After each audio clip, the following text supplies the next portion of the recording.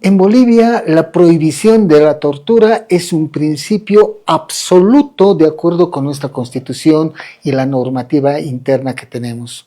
No obstante ello, se van reproduciendo situaciones que son denunciadas como actos de tortura en diferentes escenarios con respecto a personas que se encuentran bajo custodia del Estado.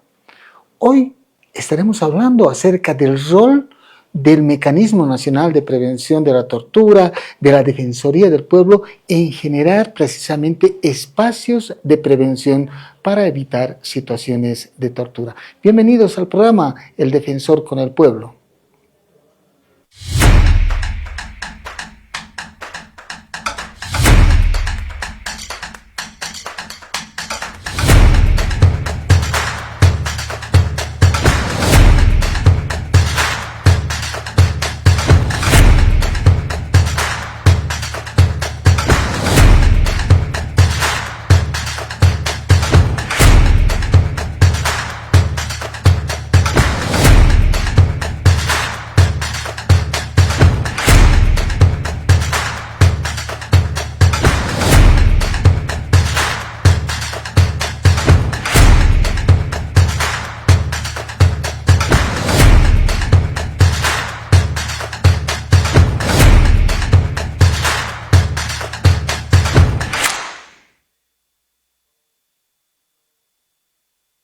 ¿Qué tal amigas? ¿Qué tal amigos? Es una alegría estar nuevamente en contacto con ustedes a través del programa El Defensor con el Pueblo. Hoy estaremos tocando un tema muy importante, trascendental, vinculado al rol que tiene el Mecanismo Nacional de Prevención de la Tortura, el rol que tiene la Defensoría del Pueblo, el rol que tiene la sociedad civil también en generar espacios de prevención para evitar la ocurrencia de hechos de tortura.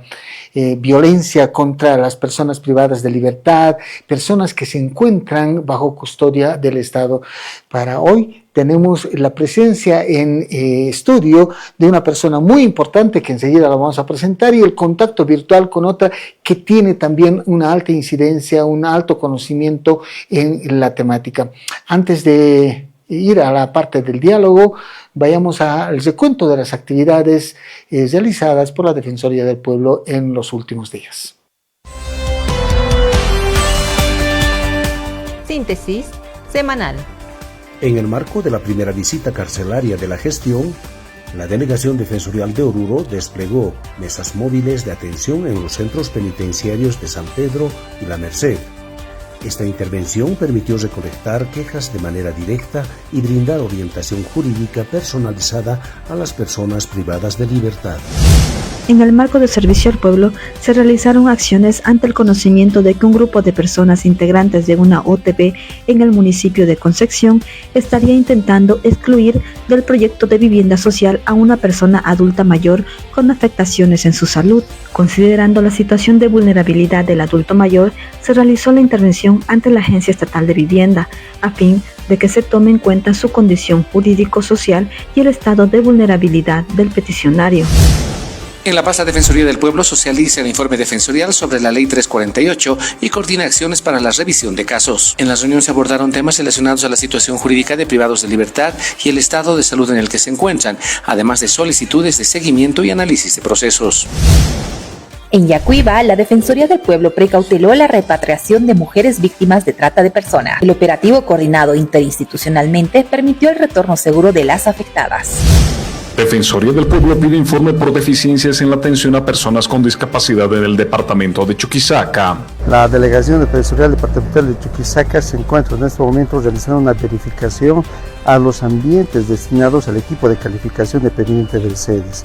Lamentamos de sobremanera que esta situación, que ya es de varios meses, continúe en esta situación, en la cual tanto las condiciones que ofrece este equipo no reúnen las necesarias tanto para los usuarios como para los propios funcionarios. En ese sentido se han emitido requerimientos de informe para exigir y exhortar a las autoridades departamentales resolver de manera inmediata la situación del equipo de calificación de personas con discapacidad dependiente de CEDES.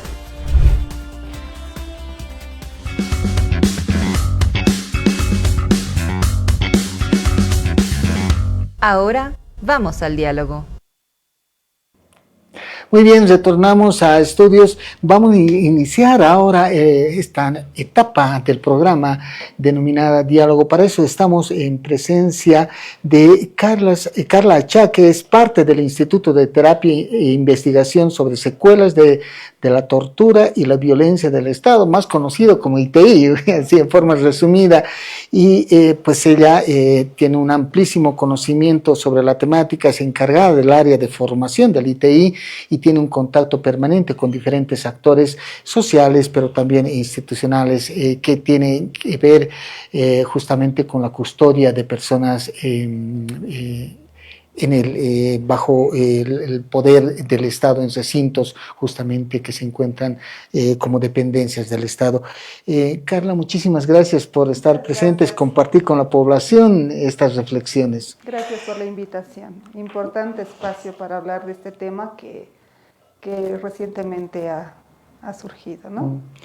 Poco para ir contextualizando, decíamos, Bolivia tiene efectivamente instrumentos normativos como la Constitución, pero también es parte de convenios internacionales que pues van apuntando a la proscripción, a la prohibición de situaciones de tortura. En términos así muy puntuales, ¿cómo definiríamos tortura, tratos crueles, inhumanos, degradantes? ¿Cómo podríamos transmitir esa idea a la población? Bien, bueno, la definición de tortura es bastante técnica, ¿no? Pero en la forma más sencilla es cuando se realizan actos que son voluntarios, ¿no? Tienen una intencionalidad la tortura, eso hay que señalar. Es un acto que tiene una intencionalidad para generar daños físicos, mentales o emocionales sobre una persona con ciertos argumentos, ¿no? Tal vez con la intencionalidad de sancionarla o porque se sospecha que ha cometido algún delito, ¿no? Entonces, eso es lo que realiza la tortura. Quiere infligir un daño sobre una persona, ¿no? Otro elemento importante dentro de la definición de tortura es que estos daños no son causados o provocados o llevados adelante por cualquier persona, ¿no? Sino por funcionarios del Estado. Funcionarios del Estado pueden ser los funcionarios policiales, militares, que son los que principalmente realizan este tipo de acciones, pero también otros miembros del Estado o con el consentimiento o aquiescencia de estos funcionarios, ¿no? Sobre las personas con las que se quiera, ya había señalado, castigar, intimidar, a veces se busca una confesión, ¿no? Por eso es que vemos que la tortura se desarrolla muchas veces en espacios policiales cuando se están realizando las detenciones o el proceso de investigación, ¿no? Con la finalidad de que la persona se dé datos, confiese para continuar en la investigación. Ahora hay situaciones en las que pueden producirse efectivamente estos hechos de tortura, tratos crueles, inhumanos, degradantes, y justamente son los espacios en los que las personas se encuentran bajo custodia del Estado, por ejemplo, un penal, un cuartel, unas celdas de la policía, etc. ¿Qué responsabilidad tiene el Estado cuando se encuentra bajo su custodia una persona que tiene una especial situación de vulnerabilidad también, ¿no? Por el poder que se ejerce sobre él? Bueno, es totalmente diferente, ¿no? Cuando estamos en un espacio abierto somos libres de nuestras acciones, de nuestras decisiones. Cuando el Estado asume esta custodia, se están restringiendo por lo menos esta libertad de libre decisión o de circulación en el caso de los recintos penitenciarios, o cuando están bajo formación militar o policial, las personas que se encuentran en estos espacios están subordinadas a las decisiones de estas instituciones que son el Estado, ¿no? Entonces esto los pone en una situación de de vulnerabilidad, como bien señalaba, por lo que el Estado es completamente responsable de garantizar la protección de estas víctimas, de que todos sus derechos sean respetados, no hay ningún derecho que pueda estar obviarse. Entonces el Estado tiene plena responsabilidad, más porque están bajo su custodia, ¿no? Claro, en este último tiempo, particularmente en estos últimos meses, hemos tenido noticia de algunos conscriptos que han sido o ya objeto de ciertas acciones contra su integridad o finalmente en una situación de fallecimiento, ¿no? Y también pues esto se ha dado en espacios militares y también en un caso en un espacio policial, ¿no? Y los padres de familia refieren claramente que han entregado al Estado a su hijo en condiciones de integridad total, son sanos y deberían de devolvérselos también de esa manera.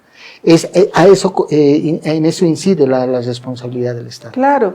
En la Constitución están garantizados, ¿no? El derecho a la vida, a vivir una vida libre de violencia, a que se estén garantizadas todas las condiciones en que la persona pueda desarrollarse plenamente. Y en estos casos que señala, claro, los padres, las familias señalan cómo han entregado a sus hijos, además para que se desarrollen plenamente en una formación, ya sea militar o policial, ¿no? Entonces el Estado tiene que prever la seguridad de estas personas y garantizar que esta formación se desarrolle plenamente, como estaría previsto en la vida de cualquier otra persona, ¿no? Claro, cuando uno ve estas noticias, los números que se van sumando, hay investigaciones en sentido de que en la última década, por ejemplo, en el caso de los conscriptos, habrían fallecido casi 60 efectivos, ¿no? Militares conscriptos en realidad, y uno piensa en la necesidad de generar espacios de prevención para que no ocurran, para que no se reiteren estas situaciones. ¿Cuáles serían estos escenarios institucionales, estos espacios institucionales donde hay que poner mayor énfasis en el tema de prevención? Los espacios institucionales, ¿no? Sí. Bueno, pero generar políticas, ¿no? Desde el Estado se tienen que generar políticas. Para la prevención, nosotros en el proyecto de ley contra la tortura que ahora está en la Cámara de Diputados y que ha sido aprobado en senadores, justamente abordamos este tema desde la capacitación permanente de los funcionarios, ¿no? Militares, policiales. Pese a que la policía insiste en que ellos trabajan con un enfoque de derechos humanos, sería importante revisar muy bien las currículas, ¿no? Desde la ESBAPOL hasta la Academia Nacional de Policías, donde se puedan realmente plantear una formación con enfoque de derechos humanos, ¿no? Para prevenir y que las instrucciones se enmarquen en estas currículas. Lo mismo en la función militar, ¿no? Claro que allí es mucho más cerrado, pero sería una gran señal que se dé esta apertura, porque sabemos que en los centros militares lo que tratan es de forjar soldados fuertes, ¿no? Que resistan, que no cedan, que sean capaces de soportar situaciones extremas, que es algo totalmente vulneratorio para los derechos de los mismos. Claro, ahora, claro, evidentemente uno puede ingresar a ver el tema de prevención en espacios educativos, de formación, particularmente en lo policial, en lo militar, que son estructuras más de obediencia, donde generar una cultura de reclamo, de denuncia, probablemente sea más difícil, ¿no? Por la forma institucional misma en que se maneja esta situación. Pero también hay factores estructurales que favorecen, digamos, la ocurrencia de este tipo de situaciones como la tortura. ¿Qué identificarías, Carla, como parte de estos factores? Bueno, en el caso de los centros penitenciarios, por ejemplo, algo que influye mucho es el hacinamiento, ¿no?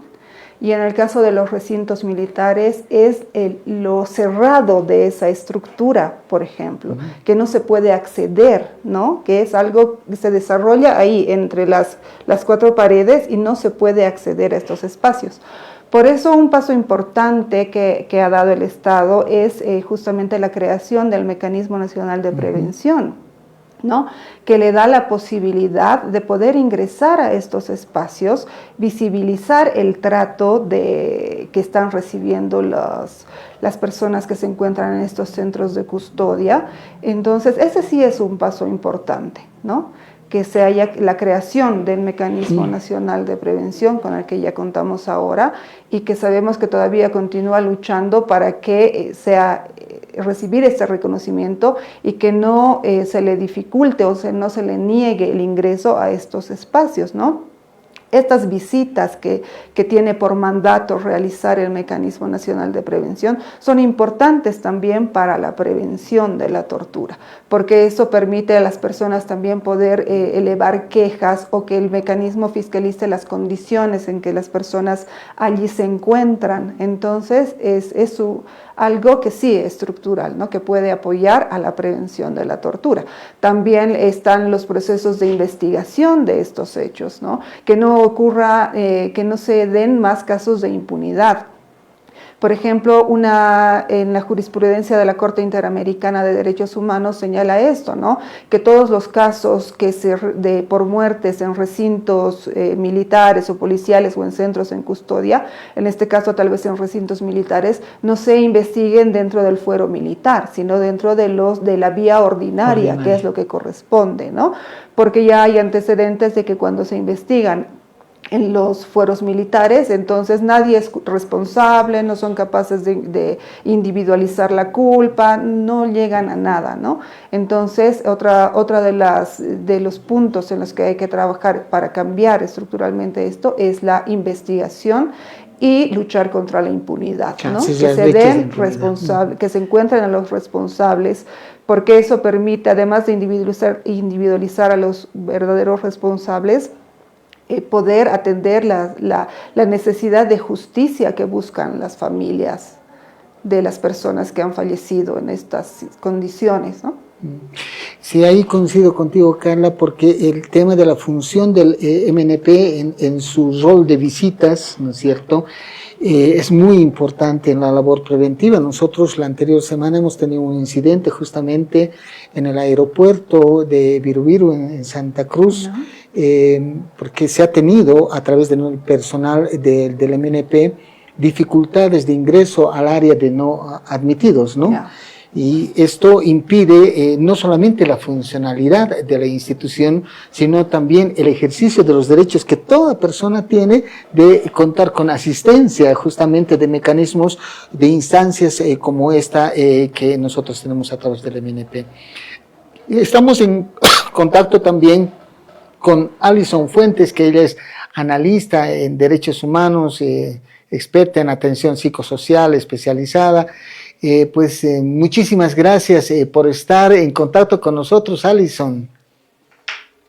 Muy buenos días, muchísimas gracias a ustedes por la invitación. Gracias. Alison, ¿cuál sería la estrategia para reducir o finalmente mitigar estos hechos de violencia que ocurren en ciertos espacios, particularmente como espacios militares o policiales, que en este último tiempo hemos tenido alguna noticia que ha impactado a la sociedad boliviana?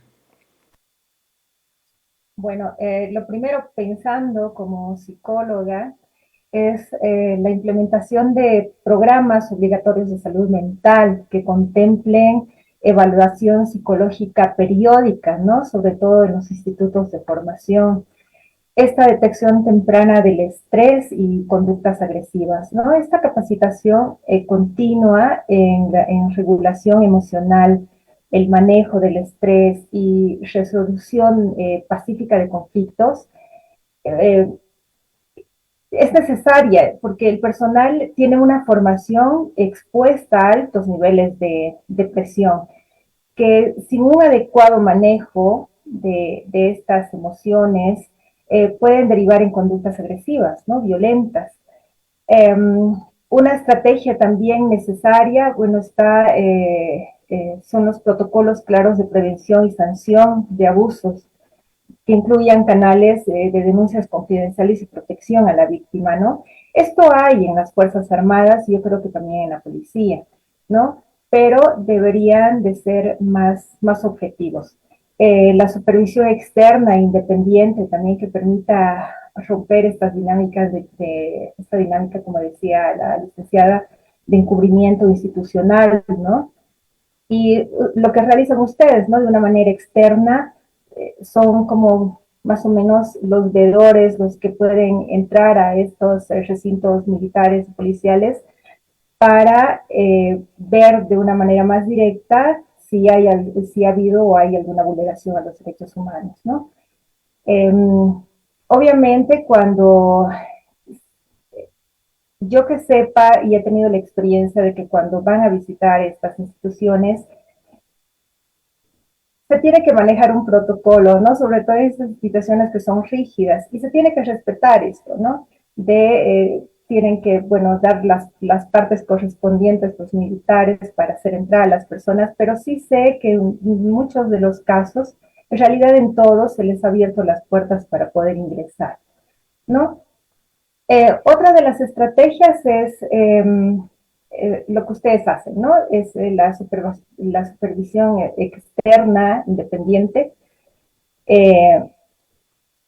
ya había dicho, ¿no? Para que se rompa este posible entender de encubrir a los agresores, ¿no? O a las personas que estén vulnerando los derechos humanos. Muy importante, Alison, que mencionabas en sentido de esto, de las evaluaciones psicológicas permanentes, ¿no? Hemos tenido casos, bueno, en realidad la estructura institucional de las Fuerzas Armadas, de la policía, implica llevar a una persona que tiene un lugar familiar, un lugar de vivencia, en un determinado departamento a otro extremo de repente, que puede generar un aislamiento familiar, están en un lugar de frontera de repente, y esto puede generar a su vez alguna situación de inestabilidad emocional, ¿no? Que puede desencadenar también en situaciones de violencia. En la experiencia que tienes, Alison, ¿hay estas evaluaciones psicológicas periódicas o permanentes al personal, por ejemplo, militar que se encuentra en frontera o en otros escenarios distintos a los de su origen? Sí, la experiencia que he tenido, por ejemplo, en las Fuerzas Armadas, ellos tienen sus equipos multidisciplinarios, ¿no? En las divisiones, sobre todo, están concentrados, que hacen estas visitas también a las pequeñas unidades para la atención. Pero sí, dentro de las evaluaciones de la batería psicológicas, de las evaluaciones de los test psicológicos que hacen hacia al personal,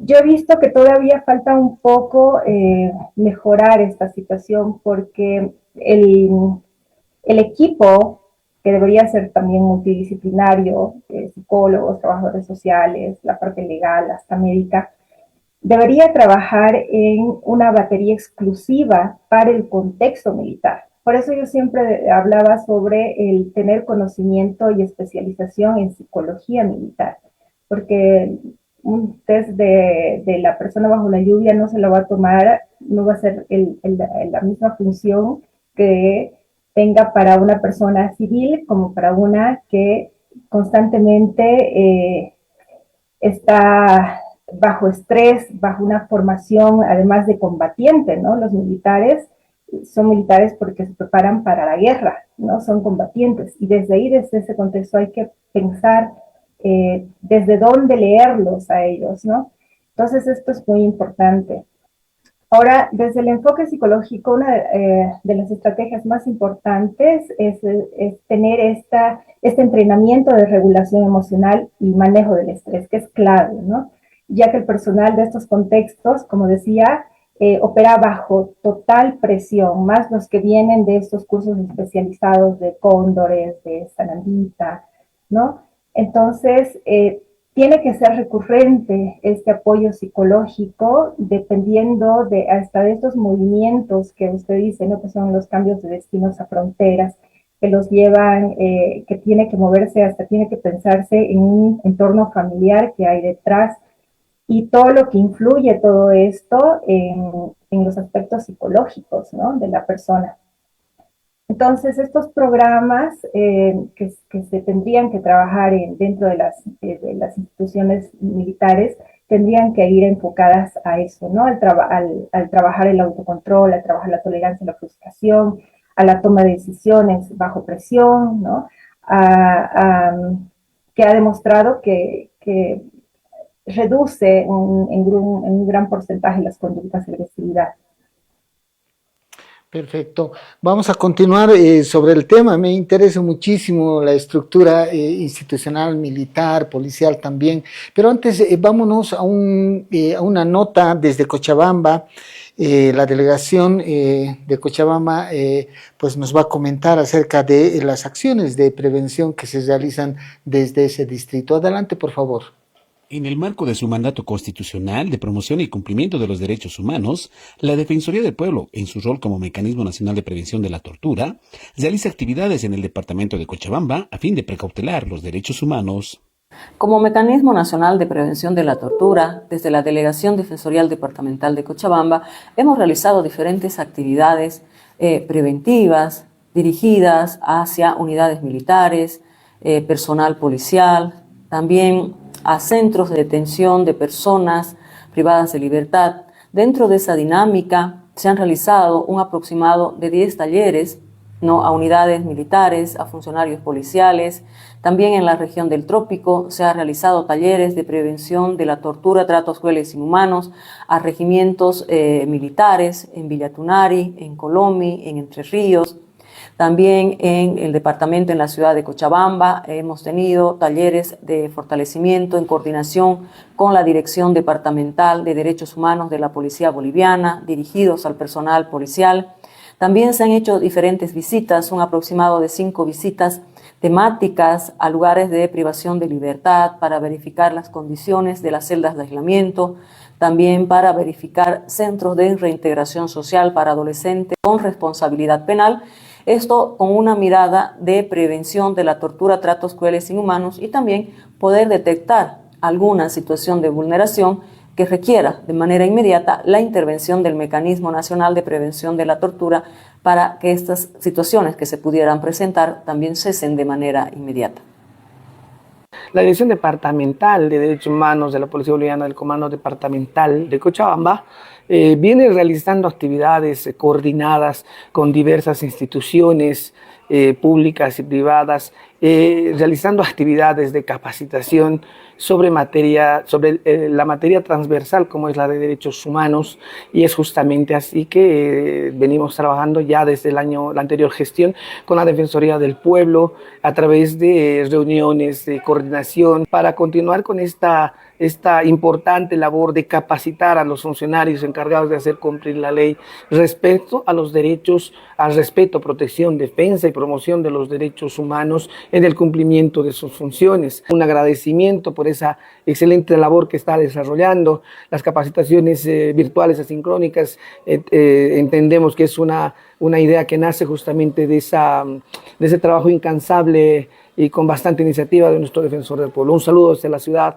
de Cochabamba y pues esperando que este compromiso institucional tanto de la Policía Boliviana como de la Defensoría del Pueblo prospere y continúe cumpliendo sus objetivos a través del tiempo. Un abrazo, un saludo al Defensor del Pueblo.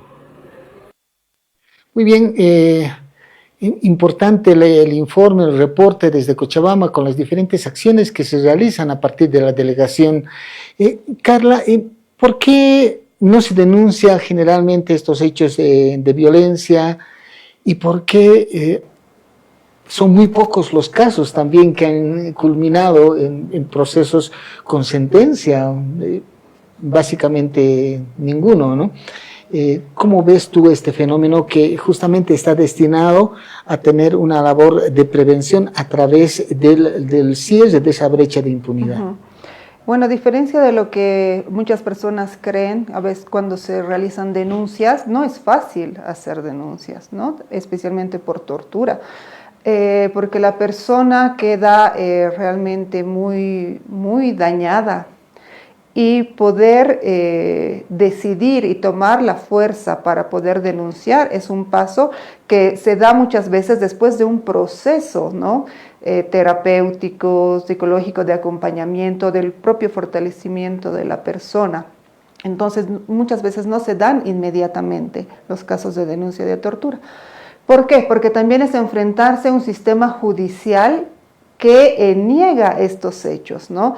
Las investigaciones siempre van entorpeciéndose. Enfrentarse al sistema de justicia representa no solo costos económicos, sino emocionales. Las víctimas son muchas veces revictimizadas nuevamente.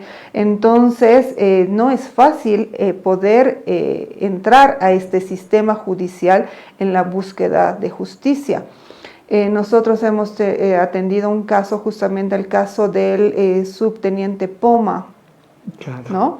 Que ha sido la defensoría en aquella época que ha tomado el caso y ha impulsado la investigación del hecho. Pero aquí, por ejemplo, es el padre que realmente tenía una convicción de búsqueda de justicia, que desde el 2011 hasta la fecha él continuaba en la búsqueda de justicia. Lastimosamente el señor Poma ha fallecido recientemente, pero hasta el momento él no ha encontrado la justicia que estaba buscando, pese a que su caso ha sido sometido a la Comisión Interamericana.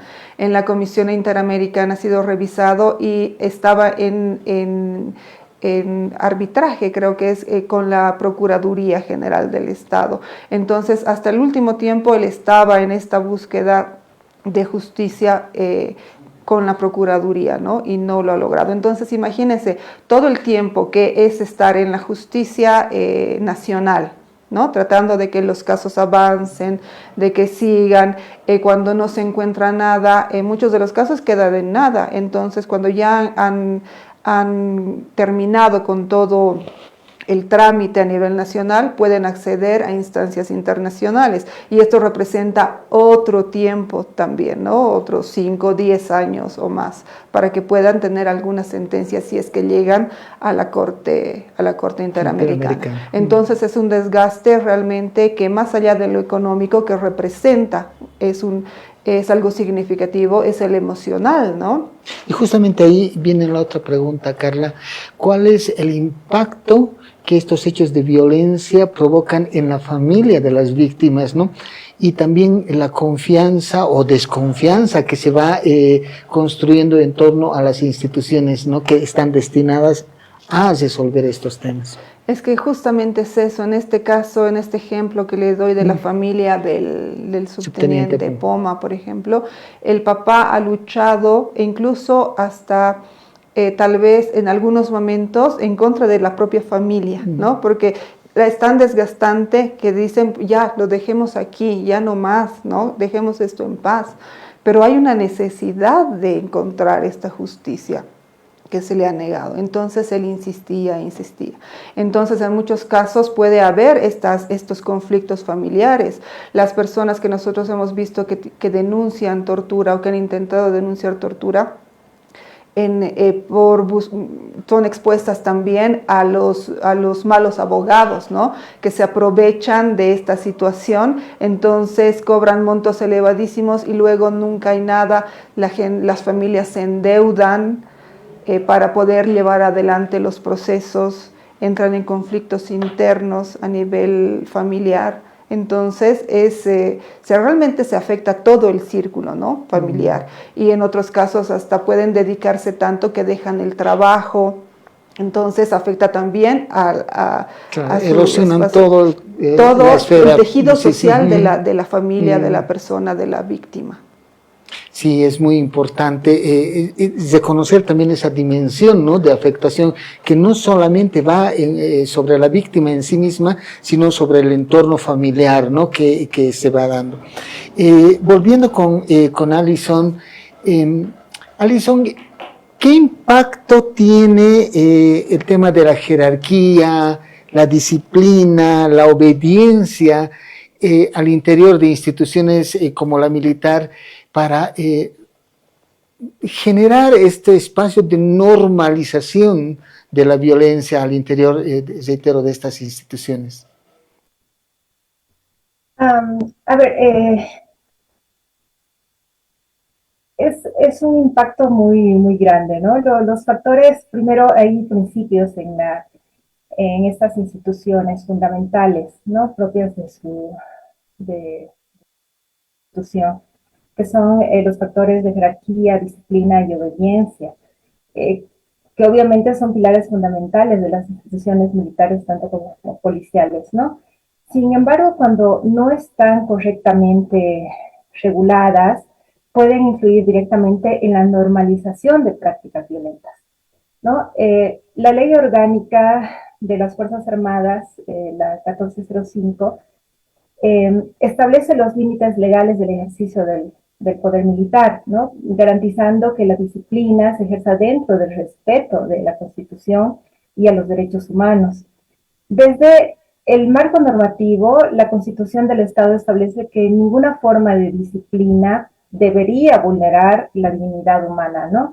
Y la Convención Interamericana de los Derechos Humanos también reconoce el derecho a la integridad personal, ¿no? Incluso dentro de estas instituciones jerárquicas, ¿no? Como las Fuerzas Armadas y la policía. Un factor en contra sería que la jerarquía más rígida tiende a generar una fuerte asimetría de poder, ¿no? Donde el que es subordinado reduce su capacidad de cuestionamiento, ¿no? Es decir, la obediencia institucional muchas veces puede ser entendida como un cumplimiento que tiene que ser absoluto, ¿no? Incluso frente a órdenes que pueden ser ilegítimas, ¿no? O que pueden causar a alguna conducta de ilegalidad, de delito, ¿no? La disciplina, cuando es mal interpretada, puede ser transformada en un sistema basado en el castigo, ¿no? La humillación o la violencia, bajo la creencia de que estas prácticas forman el carácter, ¿no? Sobre todo, eso es el pensamiento tradicional, ¿no? De la gente que lleva o que va a hacer el servicio militar, que en el cuartel van a forjar el carácter, se van a hacer más hombres, ¿no? Con el tiempo esas conductas dejan de prohibirse o de percibirse como abusivas y pasan a ser vistas como normales, ¿no? Incluso se vuelven como necesarias dentro del proceso de formación. Alison, entonces, ¿es posible garantizar el respeto de los derechos humanos sin alterar la disciplina o el orden institucional al interior de las Fuerzas Armadas o la Policía Boliviana? Yo creo que sí. Sí, claro que sí. A ver, amplíeme un poquito más su pregunta para que yo le a pueda veces responder. a veces se piensa que por lo que tú decías, ¿no? Que por mantener la disciplina, la jerarquía, se tiene la gente que apreciar como algo normal estos castigos, estas situaciones que inciden contra la integridad de las personas, ¿no? Pero viendo desde el enfoque de los derechos humanos, es posible mantener la esencia institucional de disciplina y orden, respetando también los derechos humanos, ¿no? Es decir, que no podamos ingresar a la lógica del castigo como algo natural, ¿no es cierto?, dentro de las instituciones. Es posible la convivencia de los derechos humanos y la no desnaturalización de estas instituciones, particularmente la militar y la policial.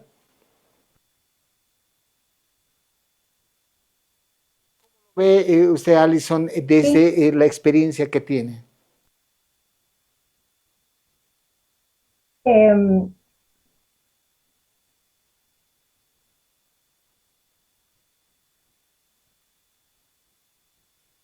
el audio, por favor? Sí.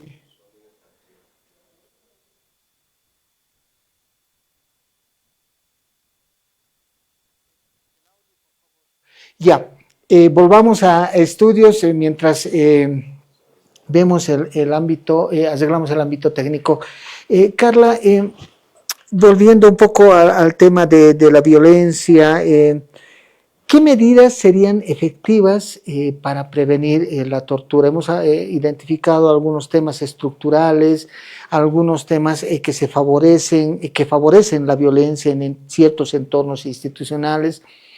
En ese contexto, ¿qué medidas se podrían adoptar para justamente afirmar prevención y evitar que podamos estar haciendo el recuento de estos hechos de violencia una vez ocurridos?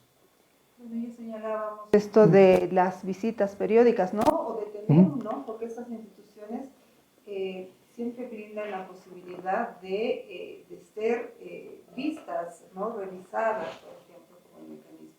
Lo mismo pasa en los centros penitenciarios.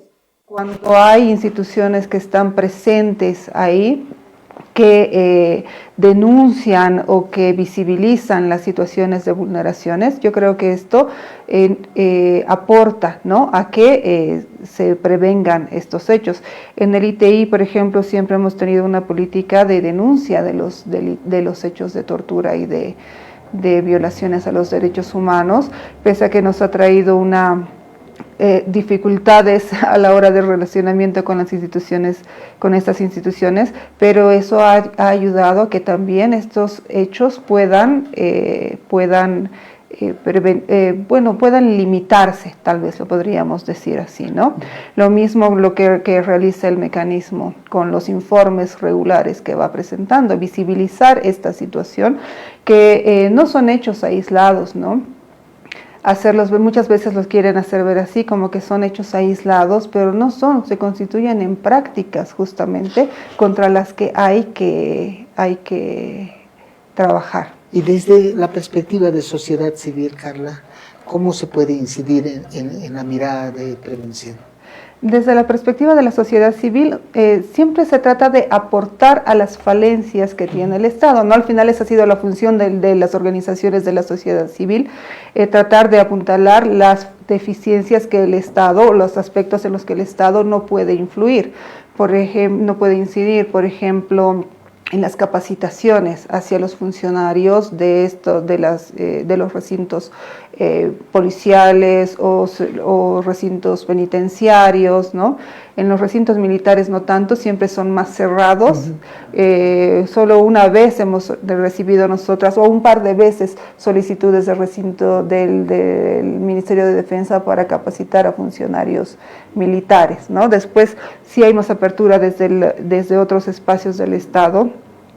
Pero la función de la sociedad civil también es de fiscalizar, ¿no? Al Estado en el cumplimiento de estas obligaciones que tiene respecto a los derechos humanos de las personas. Entonces, más es una función de apoyar, pero también de fiscalizar. Ahí hay una labor importante, una labor conjunta entre el Mecanismo Nacional de Prevención de la Tortura y sociedad civil, ¿no? Y de ahí tenemos la construcción de estas plataformas, ¿no? Claro que sí. Que unen ambos emprendimientos. Muy importante es la labor conjunta. Vámonos a un reporte desde Tarija, una nota que también nos habla sobre el tema de acciones de prevención que se realizan en el ámbito. El Mecanismo Nacional de Prevención de la Tortura tiene una misión clara: prevenir la tortura y los malos tratos actuando antes de que ocurran. En este balance desde Tarija, conoce las acciones que el MNP ha desplegado para cumplir con el protocolo facultativo de la ONU y fortalecer la protección de la dignidad humana en la región. La Delegación Departamental de Tarija desarrolla un trabajo constante de verificativos en centros penitenciarios, centros de custodia del Estado y espacios de formación militar y policial. Se trata de una labor técnica, independiente y sistemática. Visitas periódicas, entrevistas reservadas, observación creación de condiciones de infraestructura, trato y acceso a derechos. Durante el primer trimestre de la gestión, el Mecanismo Nacional de Prevención de la Tortura abarcó a un total de 68 servidores públicos de la policía que custodian centros penitenciarios como también carceletas, llevando información sobre el rol del mecanismo y la prevención de la tortura. El director policial del Centro Penitenciario de Morros Blancos nos hace conocer el impacto de estas acciones. El tema de lo que es los protocolos de seguridad, tanto al ingreso de los nuevos sujetos, ¿no?, que vienen acá en un tema preventivo o a cumplir prácticamente una condena, realizar una nueva verificación, puede ser el tema de lo que es área de infraestructura, el tema de lo que son también los prediarios como tal para los privados de libertad. Así también se ha hecho una coordinación muy detallada y específicamente en lo que es, por ejemplo, la capacitación para el personal policial en materia de derechos humanos. El MNP también acude al área de formación policial y militar. Aproximadamente unos 70 soldados, como también instructores con la misma temática. Asimismo, la verificación a estos espacios para ver las condiciones de habitabilidad de las personas que se encuentran bajo la custodia del Estado. Estas recomendaciones, en función a ello también nosotros hacemos nuestros procedimientos operativos normales que debemos seguir, nuestras medidas que debemos tomar para evitar incurrir en algún hecho que puede desencadenar en algún problema legal, sobre todo, ¿no? Nos facilita mucho, ¿no? O sea, nos da luces para poder ver nuestras también algunas debilidades que tal vez nosotros no lo estamos considerando. Escuchemos el breve testimonio de una persona privada de libertad que reconoce el trabajo del MNP. Frecuentemente nos visita y se preocupa por nuestros derechos, por nuestra estabilidad y nos están colaborando para que nosotros podamos vivir humanamente mejor. La Defensoría del Pueblo, a través de su delegación en Tarija, continuará realizando estas acciones de manera permanente, rigurosa y con respeto a la dignidad de todas las personas. Bueno, vamos ingresando a la parte final del programa. No sé si Alison está en contacto, si hemos superado el problema técnico. Muy bien. Alison, una última pregunta. ¿Cómo debería de abordarse la atención de las víctimas de estas situaciones que se generan al interior de las instituciones ya policial, ya militar? Hemos tenido casos la gestión pasada de violencia contra propios efectivos militares femeninos, por ejemplo en Pando. ¿Cómo debería de atenderse este tipo de casos de víctimas para evitar efectivamente un proceso de revictimización?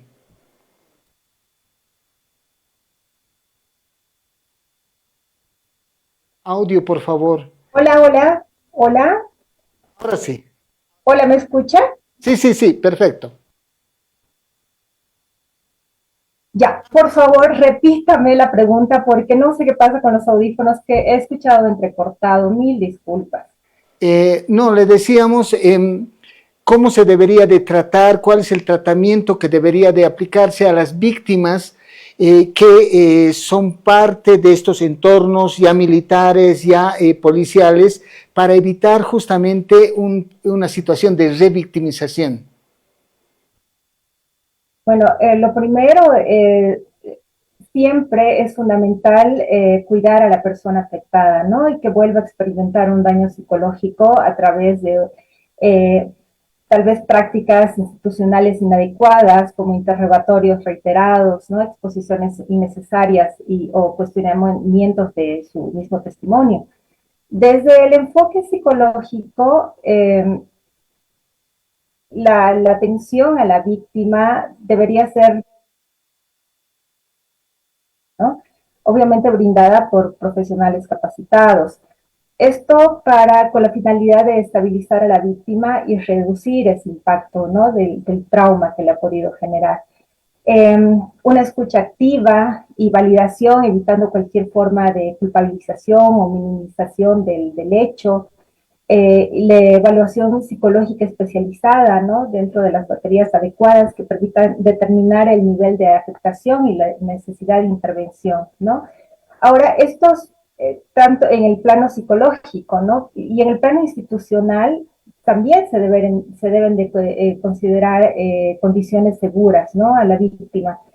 Canales de denuncia confidenciales que sean protegidas y eviten represalias, sobre todo, especialmente en contextos jerárquicos. La separación inmediata del presunto agresor como medida preventiva, que esto se lo hace las Fuerzas Armadas. Hay un protocolo de actuación, ¿no?, cuando hay una vulneración de los derechos humanos, sobre todo cuando es a un soldado, ¿no?, o una dama.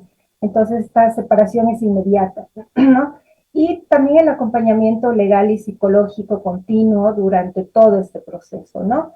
En síntesis, evitar la revictimización implica pasar por este enfoque institucional, defensivo, a uno centrado en la víctima, ¿no?, donde se priorice el bienestar psicológico y su seguridad y su acceso efectivo a la justicia, ¿no?, asegurando que el proceso no reproduzca ningún daño sufrido, ¿no? Muchas gracias, Alison. Carla, ya para terminar, obviamente en el tema tenemos desafíos, muchos desafíos, haciendo una especie de priorización. ¿Cuáles son las acciones para enfrentar estos desafíos principales que podemos identificar? Bueno, desde sociedad civil nosotros estamos impulsando algo que es muy importante para nosotros y que va a ser de beneficio para la sociedad, es la aprobación del proyecto de ley contra la tortura, ¿no?, en el cual está participando también la Defensoría como mecanismo que prevé, es una ley integral, ¿no?, que no solo estamos buscando la sanción del delito, sino justamente la prevención a través de la capacitación adecuada de los funcionarios policiales, militares o aquellos que están en contacto con personas que estén en custodia, ¿no?, que están en estos espacios, lo que señalaba la licenciada. Contar con profesionales plenamente capacitados es sumamente importante para el respeto de los derechos humanos, para la protección de las víctimas. Eso en el ámbito de la prevención o dirigidos a que estos centros de formación militares y policiales puedan revisar sus mallas curriculares, ¿no?, puedan insertarse realmente un verdadero enfoque de derechos humanos en la formación y tal vez desde la selección de los funcionarios militares y policiales que vayan a acceder a estos espacios, ¿no? Con la tipificación, ya decían, no solo abordamos que se sancione el delito, porque ya sabemos que en Bolivia hasta ahora no hay ninguna sanción por el delito de tortura, ¿no? Siempre se van por lesiones graves, lesiones seguidas de muerte o asesinato o homicidio, pero no por tortura, lo que invisibiliza a esta realidad. Entonces la modificación del Código Penal para que se establezca el delito de tortura con penas acordes también, que ahora no son así. Luego la investigación, lo que hablábamos, cómo podemos obtener justicia si no hay procesos de investigación que son adecuados, ¿no?, donde se utilicen herramientas, instrumentos que son los apropiados para poder llegar a la verdad de los hechos. Cuando nosotros en los espacios policiales principalmente hablamos del protocolo de Estambul, por ejemplo, que es el instrumento para poder establecer si ha habido hechos de tortura según los relatos de la víctima, ellos piensan que es algo para inculparlos, ¿no?, cuando realmente es una herramienta que incluso los puede liberar de cualquier responsabilidad, ¿no? Lo mismo en las muertes en centros penitenciarios o en custodia, lo que hemos visto recientemente, la aplicación del protocolo de Minnesota, para establecer si es que detrás de estas muertes ha habido actos de tortura. Eso es lo mínimo que estamos planteando en el proyecto de ley, por ejemplo. Y lo último y no menos importante es la reparación hacia las víctimas, ¿no? Que las víctimas puedan atender ya víctimas directas o los familiares en los casos de muertes, puedan acceder a una reparación adecuada del Estado. La reparación no entendida desde lo económico simplemente, porque a veces se reduce la reparación a lo económico, ¿no? Sino desde la búsqueda, desde el proceso de investigación, que sea una investigación transparente que pueda darles a ellos justicia, ¿no? Que es lo que buscan principalmente. Entonces, este es uno de los compromisos que el Estado debería asumir. Ya la creación del Mecanismo Nacional de Prevención ha sido un gran avance, ha tomado su tiempo, pero es un gran avance. Ahora contar con una ley para prevenir, investigar, sancionar y reparar la tortura sería un paso importante de parte del Estado. Muy bien, muchísimas gracias. Hemos estado con Carla Cha, que es parte del ITI, así como con Alison Fuentes, que es una analista en derechos humanos, experta en la temática. Muchísimas gracias, Alison. Muchas gracias, Carla. Gracias por compartir con la población las reflexiones sobre la temática. Vámonos a una nota especial desde Puerto Suárez. Desde Puerto Suárez, un saludo cordial al defensor del pueblo, el doctor Pedro Francisco Calizaya, y a toda la audiencia del programa. En Puerto Suárez y en esta región de frontera Bolivia-Brasil, donde se encuentran acantonadas unidades militares pertenecientes a las 3 fuerzas que comprenden las Fuerzas Armadas de Bolivia, unidades militares como el Regimiento de Caballería Sexto Castrillo, como el Grupo Aéreo 83, el Batallón de Infantería Quinto Calama, el Batallón Tamarinero, y además todos los puestos adelantados que están ubicados en las zonas fronterizas del país, en esta región, donde año a año acuden alrededor de 800 jóvenes para prestar su servicio militar. Es ahí donde la Defensoría del Pueblo, en su rol de Mecanismo Nacional de Prevención de la Tortura, realiza actividades orientadas a la prevención de la tortura, tratos crueles, inhumanos o degradantes, realizando talleres de capacitación con los soldados, con los marineros, con el personal de cuadro, con los instructores, para que ellos conozcan cuál es el rol del mecanismo, cómo interviene, pero principalmente para que durante el servicio militar se garantice y se precautele la integridad y la vida de los soldados y los marineros. Son jóvenes que están bajo custodia del Estado, por tanto es imperativo que el Estado garantice la vida, la integridad y se prevenga todo tipo de tratos crueles, inhumanos o degradantes.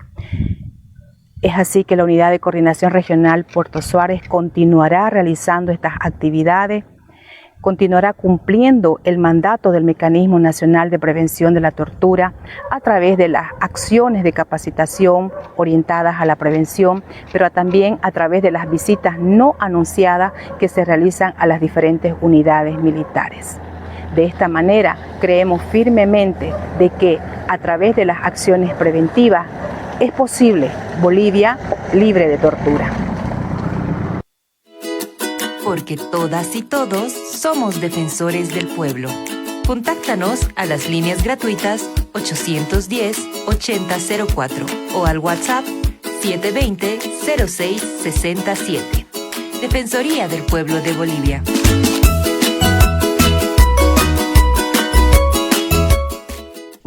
Todos nacemos con los mismos derechos. Derecho a la vida, derecho a la dignidad, a la igualdad y a ser escuchados. Derecho a la vida. Educación. Los derechos humanos son para todos sin excepción. Las personas con discapacidad tienen derecho a la accesibilidad, a la educación, al empleo, a vivir sin discriminación. Juntos podemos construir un mundo más justo, inclusivo y respetuoso de la dignidad de cada ser humano. Es un mensaje de la Defensoría del Pueblo, porque todas y todos somos defensores del pueblo. Cultura de paz. En un tiempo en el que la intolerancia y no entendimiento priman, es bueno hablar de la cultura de paz que principalmente pregona el respeto a la vida del ser humano y a su dignidad.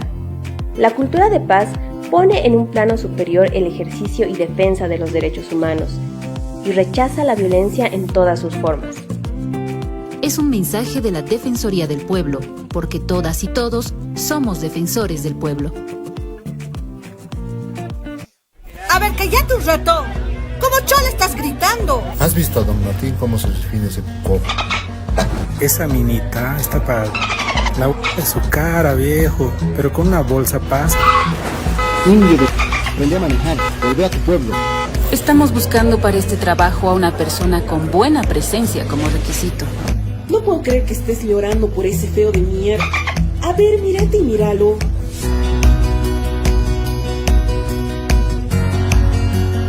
Conductas tan simples como incomodarse y quejarse, que nos parecen tan normales de nuestros padres, de nuestros tíos, de nuestros abuelos, son racismo, son discriminación y fallamos en identificarlos porque los normalizamos. Generalmente este tipo de acciones y comportamientos se dan a partir de la familia, es donde se cultiva, digamos, este tipo de pensamientos discriminatorios y racistas. Luego a veces se refuerza en la escuela y posteriormente va creciendo en la interacción que tenemos con nuestra sociedad.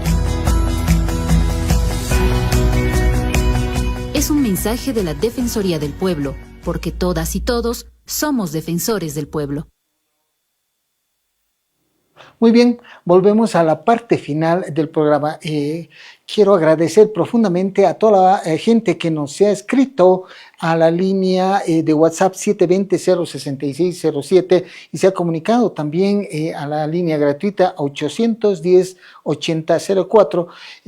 Pues estamos contestando internamente varios mensajes que ustedes nos han remitido para que pues podamos mantener el relacionamiento, la comunicación y absolver las preguntas que ustedes realizan.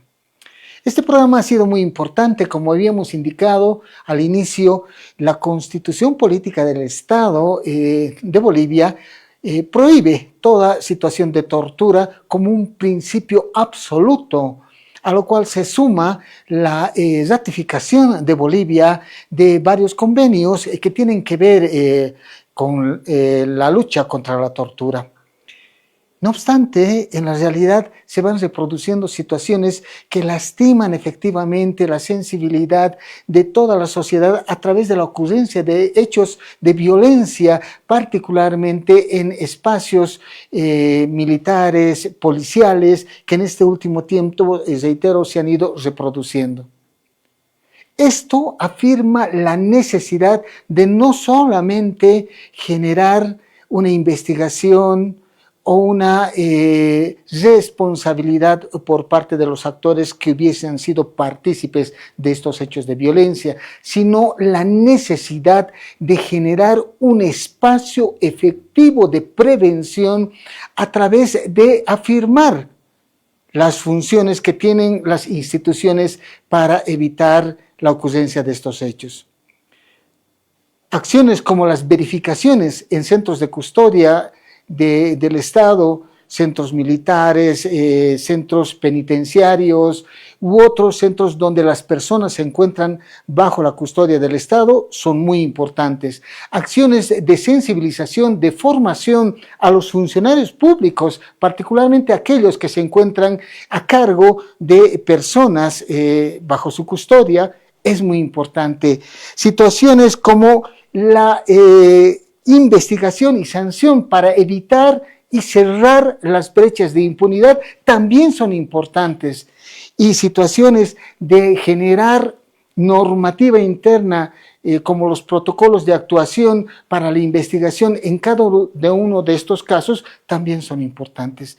De ahí la necesidad también de cuidar la funcionalidad de instituciones que, como el Mecanismo Nacional de Prevención de la Tortura, que es parte de la Defensoría del Pueblo, trascienda más allá de la función en sí misma de la institución, porque es importante efectivamente cuidar de que su función de verificación, su función de educación sea efectivamente respetada, sino que también es importante cuidar de la funcionalidad de un mecanismo nacional de prevención en la medida en que permite cumplir, materializar los derechos que todos los ciudadanos que se encuentran bajo custodia del Estado tienen de contar con un organismo que garantice, que verifique el efectivo cumplimiento de sus derechos en la vía preventiva. Hay una necesidad de cuidar la función, el rol de un mecanismo nacional de prevención de la tortura y evitar que ésta pueda ser perturbada, perjudicada por cualquier factor que impida, por ejemplo, la función de visita en recintos carcelarios, en recintos militares o en recintos donde las personas, reitero, se encuentran bajo custodia del Estado. Y este cuidado es un emprendimiento común entre el Estado boliviano, que asume obligaciones de respeto a esta funcionalidad de un mecanismo nacional de prevención de la tortura, así como de la propia sociedad, que precisa de un mecanismo fortalecido para el cumplimiento de su función. Finalmente, todos estamos comprometidos a generar un espacio de prevención de la tortura desde el Estado hasta la sociedad civil, con la exigencia correspondiente al cumplimiento de la normativa que proscribe, que prohíbe cualquier situación de tortura. Hasta una próxima oportunidad con el programa El Defensor con el Pueblo.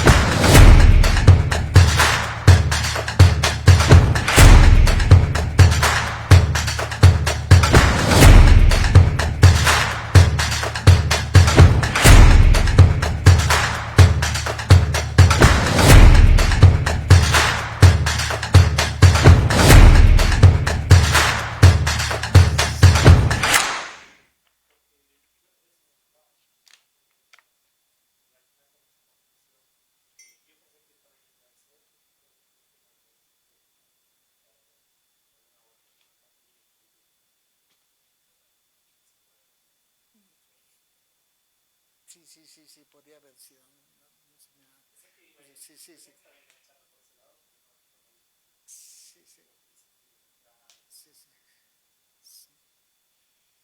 ¿Cómo has visto vos, Sama?